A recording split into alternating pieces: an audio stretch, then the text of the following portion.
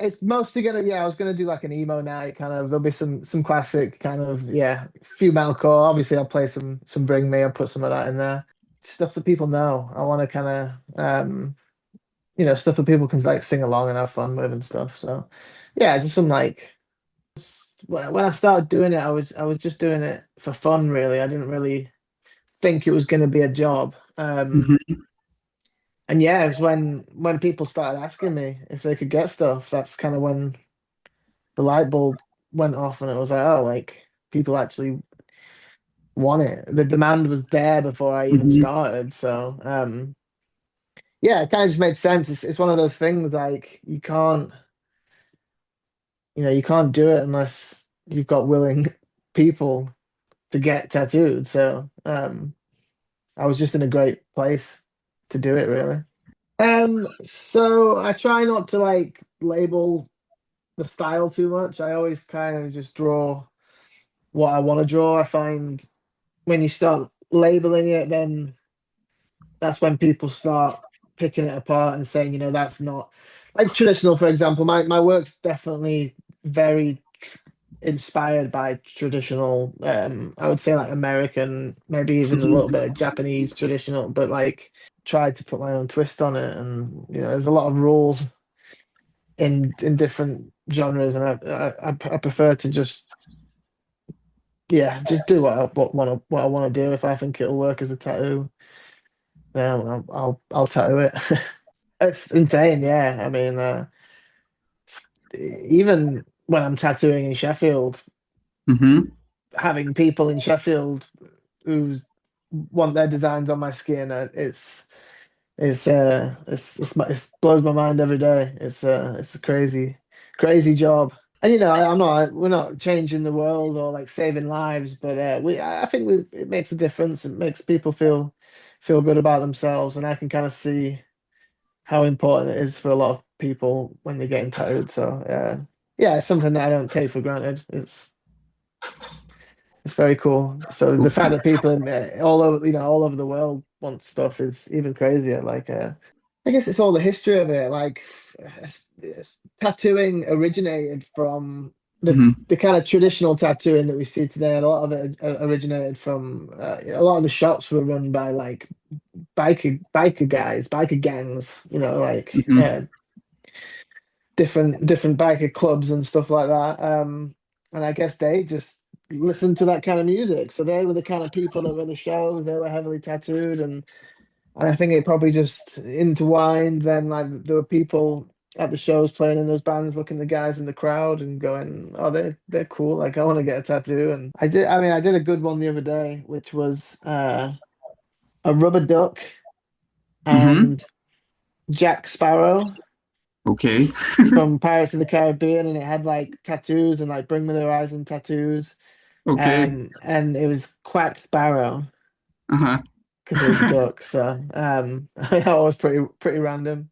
I'd maybe say Ozzy Osbourne because he Hmm. recently Yeah. passed, and I don't know, like I feel like he'd have a good taste in tattoos. I think he'd want something cool, so I think he'd be a cool person to tattoo. So yeah, just good hangs. Hopefully, I'm looking forward to doing the tattoos. It's a nice way to kind of meet people Yeah. when you go to a place because again, you're having those conversations. So it's like a cool way to actually just like insert yourself into like different cultures and different places. Just so This excited to is be there. The last time I was there, I ate something and ended up getting sick. So okay.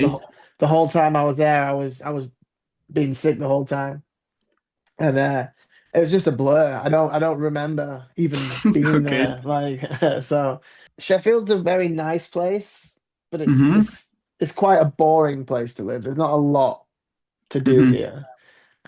So I think a lot of it is people making their own entertainment. Like people like going, "Oh, I'm bored at the weekend. I'm gonna start a band." You know what I mean? And like make it work. I guess I don't know.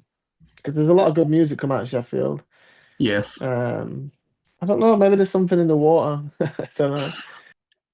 First thing that comes to mind is we went to Israel. Okay. Um, yeah, I think it was 2000. 2012 or 2014. And I just never knew what to expect. And, considering everything that's happening now, obviously it's not great. It's not a great place to visit right now, but we had a great time over there when we were there. Great food, the show was great. Really nice beaches and stuff. It just wasn't what I expected at all. So that just feels like a bit of a fever dream. Yeah, especially like I say with everything that's like happened recently, to think back on it doesn't feel very real. So it's Hmm. very strange. Yeah, there's a scene. I mean, like the show that Bring Me played when we went was not that big. I think maybe like 500 people, like maybe like 500 people, which I guess is maybe it's quite big for there. Hmm. But no, there was definitely like a scene. Tel Aviv was very different to Jerusalem. Like that's kind of Jerusalem's what you picture all the religious kind of stuff, but then Tel Aviv is just any other city. It was quite not what like I said, not what I expected. I didn't know Hmm. what to expect before we went, but it was a pretty crazy place. It's just the way his brain works, I think. Just Okay. is always yeah. I don't really know how to describe it. He's always, been pretty whack like yeah. Um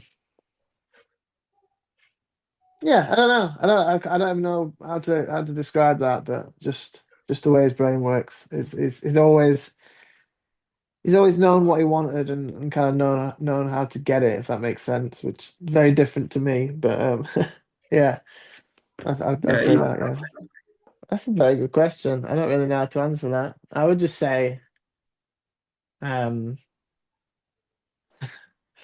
back up your hard drives. Okay. Yeah, Because that's good advice.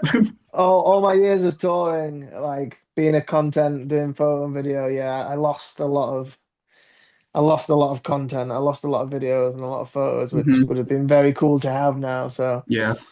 I wish I'd have backed things up a little bit better in the early days. I didn't know what I was doing, so